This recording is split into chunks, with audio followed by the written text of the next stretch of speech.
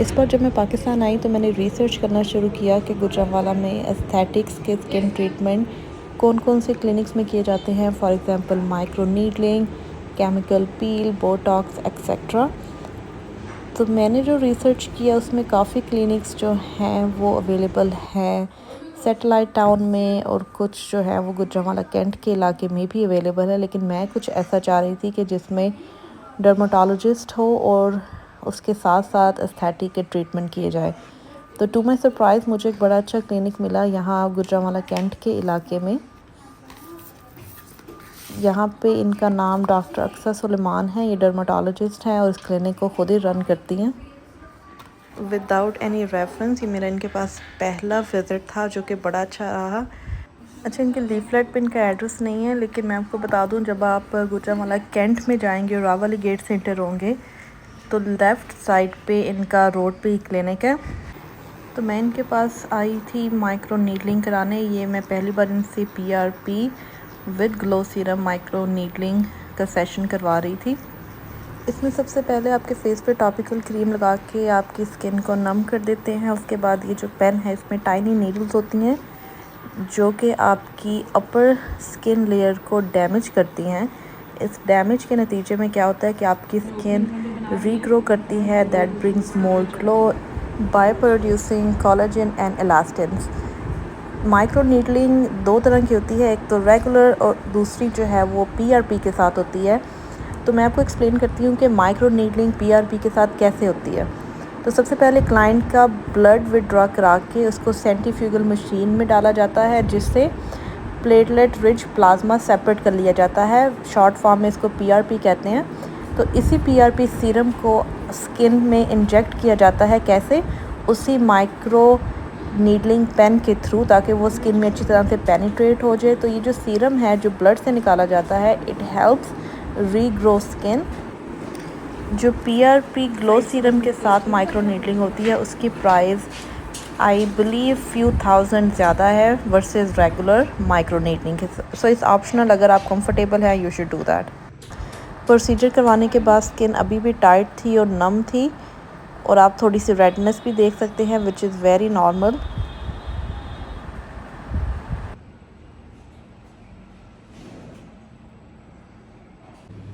इस प्रोसीजर के बाद केयर ये है कि एक तो सन एक्सपोजर नहीं होना चाहिए और कोई भी प्रोडक्ट यूज़ नहीं करनी फॉर ऑलमोस्ट 24 आवर्स। और अभी काफ़ी रेडनेस है एंड टाइटनेस है,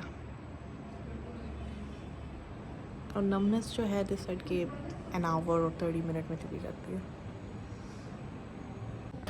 पोस्ट ट्रीटमेंट में एक दो चीज़ें इन्होंने मुझे बोली थी कि वो अवॉइड करनी है, जिसमें एक तो सन एक्सपोजर था, उसके अलावा डस्ट, उसके साथ साथ कोई स्किन प्रोडक्ट या फिर मेकअप अप्लाई नहीं करना एटलीस्ट फॉर 2 डेज़।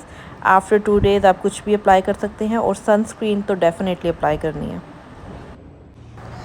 तो अब बात करते हैं इसकी प्राइस पे। मैं बताती हूँ कि मैंने यहाँ पे इनको कितने पे किए वर्सेस अगर यही प्रोसीजर मैं न्यूयॉर्क में करवाती तो मुझे कितने में पड़ता। तो यहाँ पे इनकी जो प्राइस है micro needling with PRP glow serum, ये 13,000 है, मतलब कि 13,000। और न्यूयॉर्क से अगर मैं ये ट्रीटमेंट करवाती तो इसकी प्राइस 1 लाख से ऊपर होती।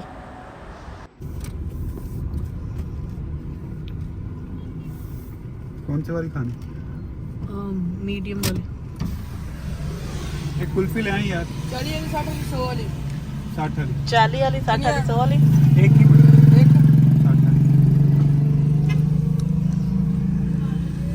60 वाली 40 वाली, 60 वाली, 100 वाली। रावली GT रोड पे एक सुलेमान कुल्फ़ी के नाम से बड़ी एक मशहूर इनकी कुल्फ़ी है। इसको रफली 50 साल तो हो गए होंगे, शायद ये पाकिस्तान से पहले की हो, मुझे एग्जैक्टली इसका पता नहीं है। बट अब जब भी कभी गुजरांवाला आएँ या इस रास्ते से गुजरें GT रोड से, तो प्लीज़ इसको खाना मत भूलिएगा। Okay, back to micro needling process. तो जो पूरा प्रोसेस है that takes around 40 to 50 minute. अगर आप पहली बार करा रहे हैं तो मेक श्योर उनको बताएं कि ये आपका पहला ट्रीटमेंट है, ताकि वो जो नीडल्स, वो टाइनी नीडल्स जो पेनिट्रेट करती हैं आपकी स्किन में, वो बहुत जो है वो डीप ना आ जाएंगे, क्योंकि पहले सेशन में वो डीप पेनिट्रेशन नहीं करेंगे। बट मेक श्योर आप उनको ये बात बताएं। मुझे याद है छोटे होते ये कुल्फ़ी जब हम खाया करते थे उस टाइम शायद इसकी प्राइस 5 रुपये या 10 रुपये के आसपास थी। लेकिन अब जो है एक तो 3 डिफरेंट साइज़ आ गए हैं इसमें, और आई थिंक ये सबसे छोटा साइज़ जो है वो 40 रुपीज़ के, उसके बाद 60 एंड 100 एंड सो ऑन। लेकिन जब भी आप इस रोड से गुजरें लेफ़्ट एंड राइट आपको रैंडम जीटी रोड पे गाड़ियों का रश नज़र आता है, रुकी होती हैं ट्रैफिक। इसका मतलब है कि वो इसी सुलेमान कुल्फ़ी के लिए रुकी हैं। इसका टेस्ट बड़ा मज़े का है, अभी तक वही जो है वो खालिस दूध और खोए वाला टेस्ट आता है जो आपको कहीं और नहीं मिलेगा।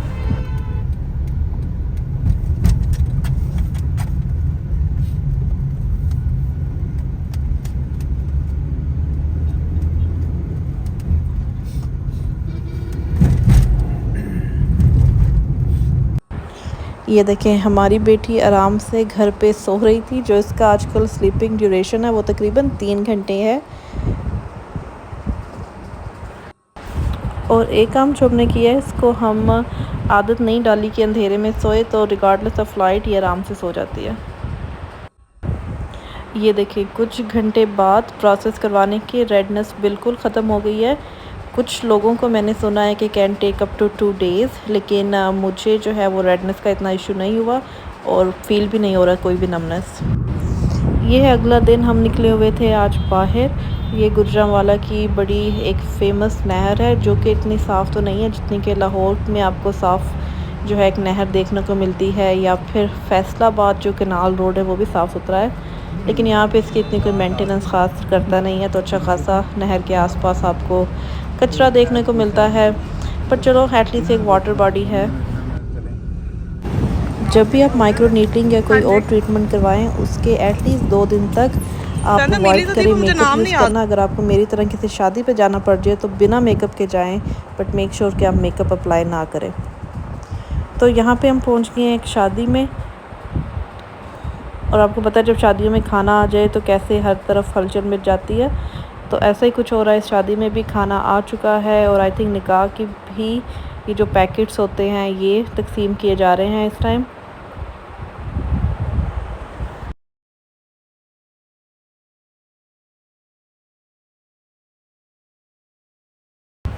और ये है मेरी प्लेट। मैंने भी फिर शादियों का खाना एंजॉय किया, डाले प्लेट में चावल और ऊपर से सालन और ग्रेवी। फॉर गॉड सेक शादियों में खाना ज़ाया ना किया करें, उतना ही प्लेट में निकाला करें जितना आप आसानी से खा सकें। शादियों में क्या होता है, बच्चे बड़े सब एक जैसे हुए होते हैं, कोई खाना ऊपर फेंक रहा है, कोई नीचे फेंक रहा है। प्लेटों की प्लेटें भर के उसमें 2 चम्मच लगा के तो वहीं पे रख देते हैं। सारा खाना आपके सामने ही रखा होता है, दोबारा ज़रूरत है तो बच्चों को दोबारा डाल दें, खुद दोबारा ले लें, लेकिन इस तरह रिज़्क ज़ाया नहीं करना चाहिए। माना कि खाना जो सर्व करने का टाइम है शादियों में लिमिटेड ही होता है, 10 से 15 मिनट बाद ही आपको मीठा सर्व करना शुरू कर देते हैं, लेकिन सारी ज़िंदगी खाना आपने एक ही शादी में तो नहीं खाना। तो बेहतर है कि प्लीज़ जितना ही आपको ज़रूरत है उतना ही डालें, बाकी आप दोबारा ले लें। रिस्क की नाकदरी नहीं करनी चाहिए, चाहे वो शादियों में हो या किसी भी और इवेंट पे हो। तो शादी से फ़ारिग होके हम निकल आए हैं अभी बाहर मार्केट की तरफ। गुजरांवाला में शॉपिंग के जो 2-3 स्पॉट्स हैं उनमें एक तो सैटेलाइट टाउन है, वहाँ पे काफ़ी ब्रांड्स हैं। उसके अलावा राहवाली में गुजरांवाला कैंट की साइड पे फजल सेंटर में काफ़ी आपको स्टोर्स मिल जाएंगे कपड़ों के, जूतों के। इसी तरह जो एक मॉल है गुजरांवाला में उसका नाम किंग्स मॉल है, वहाँ पे भी आपको काफ़ी स्टोर है शॉपिंग करने के लिए। फूड कोर्ट है वहाँ पे, थिएटर भी है मूवी देखने के लिए। तो इस टाइम हम आए हुए हैं सैटेलाइट मार्केट में। जितनी आजकल पाकिस्तान में गर्मी हो गई है, हम कोशिश यही करते हैं कि शाम को इनफैक्ट रात को निकले कोई 7-8 बजे के दौरान, तो मौसम थोड़ा सा बेहतर होता है। अब तो यहाँ पे जो पूरी मार्केट है यहाँ पे सारे जूतों के ब्रांड्स हैं।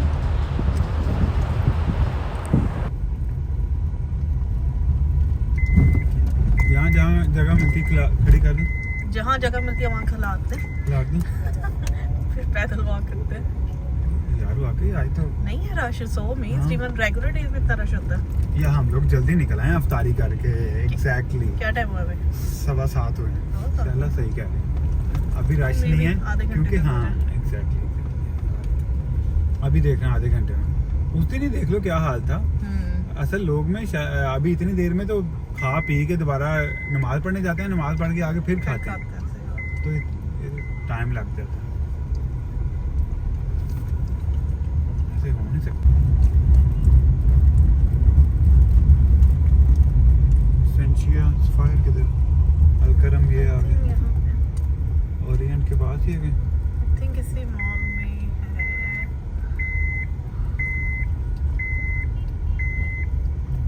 है राइट साइड पे। लगा लो ना।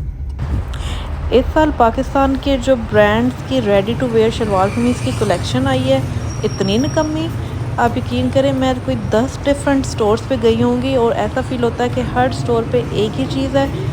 प्राइसें जो है वो आसमान पे पहुंची हुई हैं। रिगार्डलेस ऑफ प्राइस कोई कलर नहीं है, अगर कलर अच्छा है तो उस पर एम्ब्रॉयडरी ख़ास नहीं हुई या डिज़ाइनिंग अच्छी नहीं है, आप कहते हैं कि व्हाट आर द सेलिंग। अच्छा, पहले तो 3-4 स्टोरों पे फिरने के बाद मुझे लगा कि शायद मुझे ही कोई चीज़ पसंद नहीं आ रही, मेरे नखरे हैं। लेकिन जब मैंने अपनी फ्रेंड से बात की, अपनी कज़न से बात की, सबका एक यही सेंटेंस सब रिपीट कर रहे थे कि पता नहीं इस दफ़ा रेडी टू वेयर कलेक्शन में वो बेच क्या रहे हैं, इससे बेहतर अनस्टिच कलेक्शन है। आपके पास कोई रोज़ में किसी भी ब्रांड पे इस दफ़ा ऐसा नहीं था कि बंदा 3-4 सूट पहने के एक ही स्टोर से ले ले, बल्कि इतने स्टोरों पे फिरने के बाद मुझे नेम है कि कोई स्टोर नहीं मैंने छोड़ा, वहाँ से हार्डली मैंने 1 या 2 सूट लिया है। और मैं उस टाइप की बंदी हूँ कि जब भी हम शॉपिंग करने जाएँ, जब पाकिस्तान आके सबसे फेवरेट काम होता है कि शलवार कमीज़ लेनी है, तो आप यकीन करें एक ही स्टोर से 4-5 सूट हम आराम से उठा लेते हैं कि यार बड़े मज़े के डिज़ाइन हैं, कलर्स हैं, स्टफ़ बड़ा अच्छा है। लेकिन इस बार तो अपोजिट था। अगर अल्लाह अल्लाह करके कोई सूट पसंद आ गया तो उसमें साइज़ नहीं मिल रहे थे, उसका बड़ा मसला था। और ये गुजरावाला में अक्सर ही होता है, इनके जो स्टोर्स हैं एक तो कलेक्शन लिमिटेड होती है और आई थिंक साइज़ भी ये लिमिटेड ही रखते हैं। तो काफ़ी दफ़ा ऐसा होता है कि हमें सैटेलाइट टाउन से वो साइज़ अवेलेबल नहीं होता, फिर हमें या तो राववाली जाना पड़ता है, वो चेक करके बता देते हैं, या फिर अल्टीमेटली लाहौर से। तो एक ये बड़ा मसला है, कीप इन माइंड कि अगर कुछ पसंद आ भी गया है तो हो सकता है कि आपको साइज़ अवेलेबल ना हो।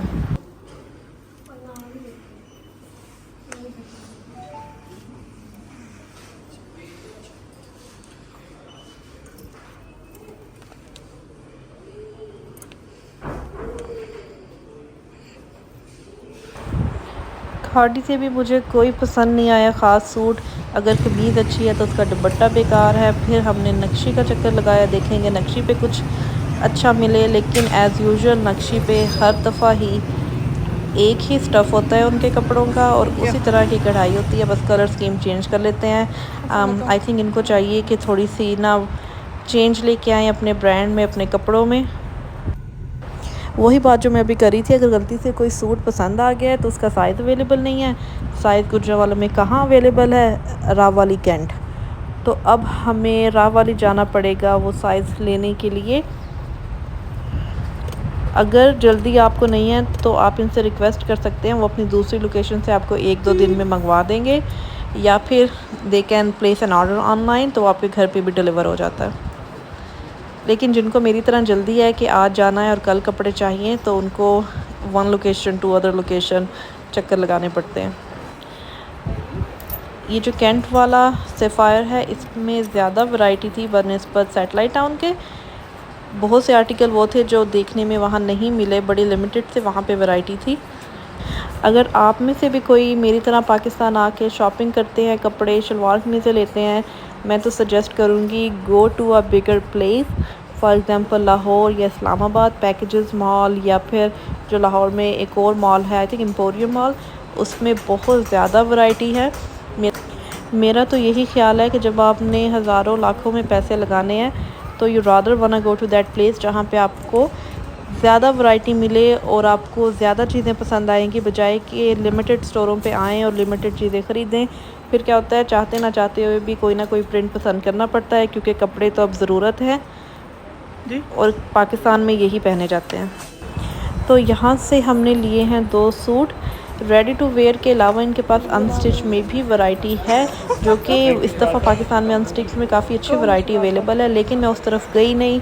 मसला ये होता है कि आपको टेलर्स को ढूंढने पड़ते हैं, फिर आप उनको लेसेस वगैरह लेके दो, बैक एंड फोर्थ उनके साथ कम्युनिकेशन करो, ऐसे बनाना है या वो करना है, और वो टाइम पे भी आपको कपड़े नहीं देते। तो इस सारे हैसल को मैं अवॉइड करती हूँ और मेरी यही कोशिश होती है कि रेडी टू वेयर ही बंदा जल्दी से उठाए, पहने, और तब तक पाकिस्तान से जाने का टाइम हो जाता है जब तक दर्जी आपको कपड़े वापस देते हैं।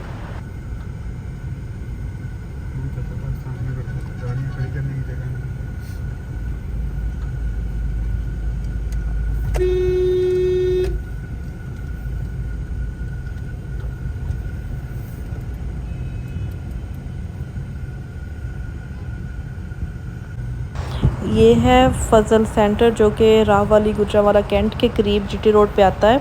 इसकी अच्छी बात ये है कि सारे ब्रांड्स आपको एक ही एरिया में मिल जाते हैं। उसके अलावा कुछ रेस्टोरेंट्स हैं, और अगर आप बच्चों के साथ आ रहे हैं, टॉडलर के साथ या चिल्ड्रन के साथ, तो यहाँ पे फ़न दुनिया के नाम से एक थीम पार्क है जिसमें राइड्स और काफ़ी ऐसी बच्चों की इंटरटेनिंग चीज़ें हैं।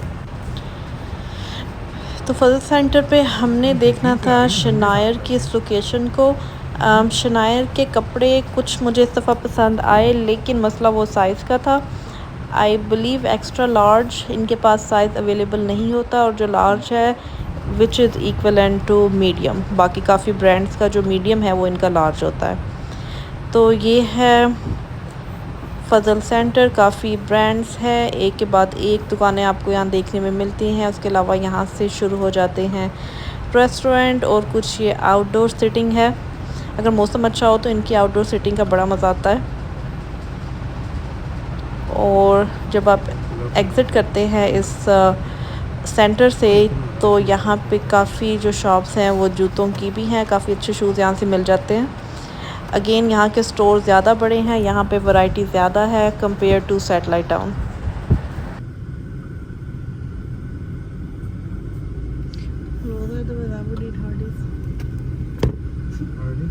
खा सकती हूँ। मैंने 2-4 बार खाया, फिर मैंने कहा दफ़ा करो। 850-900 का बर्गर तब था। आई डोंट नो आप कितने का। वो बुफे दे रहे हैं 3000।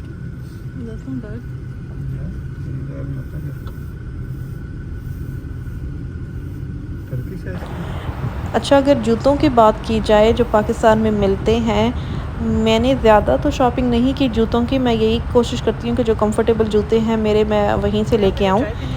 लेकिन एक दो दफ़ा अगर मुझे लेने पड़े हैं तो मेरे ख़्याल में ECS के जूते ज़्यादा बेहतर हैं मेट्रो से। मेट्रो में शायद आपको डिज़ाइन ज़्यादा मिल जाएंगे, लेकिन क्वालिटी और जो मटेरियल है वो ECS का ज़्यादा अच्छा है। तो अगर आपको कभी लेने पड़ जाएं तो आई वुड सजेस्ट कि आप ECS को एक दफ़ा ज़रूर चेक कर लें। उसके अलावा पाकिस्तान में काफ़ी और ब्रांड्स आ गए हैं, तो definitely check them out. But just comparison के तौर पे मैं आपको बता रही हूँ, गो विद ECS।